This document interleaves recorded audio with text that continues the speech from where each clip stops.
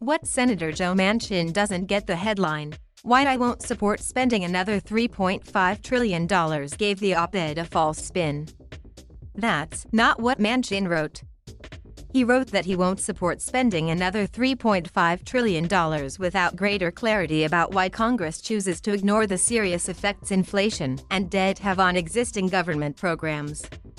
Here is an answer for Manchin. The legislation should certainly not ignore inflation and debt. It should pay for the increased spending with increased taxes, exactly as is proposed in the budget resolution. Senator Manchin is right to insist that the bill should be properly financed. This leads to the real question: can the $3.5 trillion be fully funded with new tax revenues paid by corporations and America's rich? Manchin is bedazzled by trillions of dollars. He speaks about spending trillions upon trillions. The word trillion appears in his op-ed repeatedly to convey the supposed immensity of the amounts in the Senate bill. Let me reassure the senator. America can easily raise the needed $3.5 trillion in revenues. That amount is not large relative to the US economy or the immense wealth of America's elite. Yet it is what the citizens of West Virginia and the US need to overcome hunger, poverty, lack of access to higher education and lack of modern infrastructure to protect them from the floods, droughts, forest fires, hurricanes and heat waves claiming American lives. To put this $3.5 trillion in perspective, consider the following. First, it is an amount to be spent over 10 years, not 1 year. Many have gotten into the habit of quoting budget numbers without context, and this distorts the public's perceptions about affordability. Thus, $3.5 trillion over 10 years is a mere 1.2% of the national output of goods and service over those 10 years. This is not much money, especially since our current federal tax collections in 2021 are only 16.6% of GDP. Think of it this way.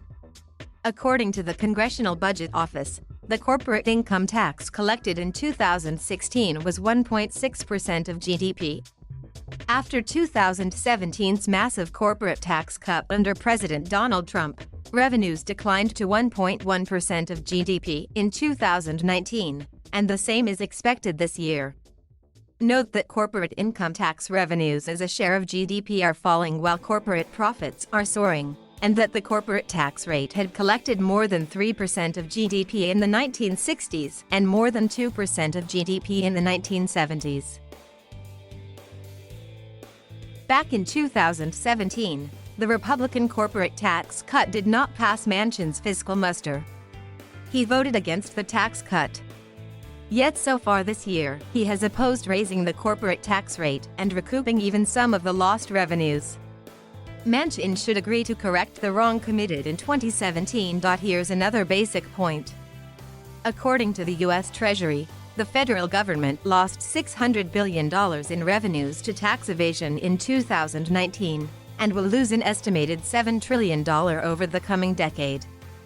The rich hide the highest share of their incomes on average, and the Treasury is recommending increased audits on high-income earners with the aim of collecting at least $700 billion more in taxes due over the next 10 years. Yet the Republicans are resisting even such tax enforcement measures. Here is another way to understand the modest magnitude of $3.50 trillion. As of March, there were 724 billionaires in the U.S. with a collective net worth back of $4.4 trillion. With the soaring stock market, their wealth is even greater today. Those 724 billionaires could each keep $1 billion for themselves and still fund the entire $3.5 trillion for the 1.8 million people of West Virginia and the 330 million people of the United States.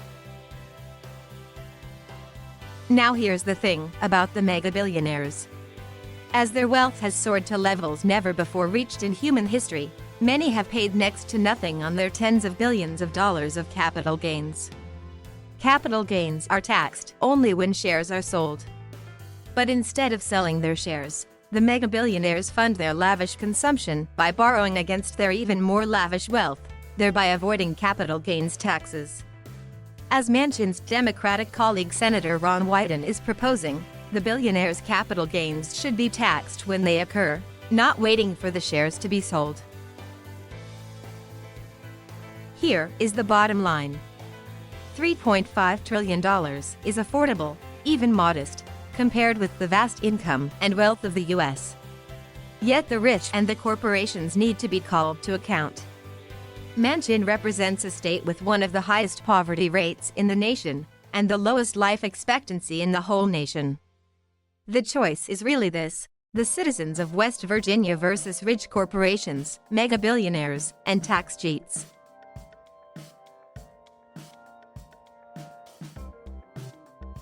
Thank you for watching.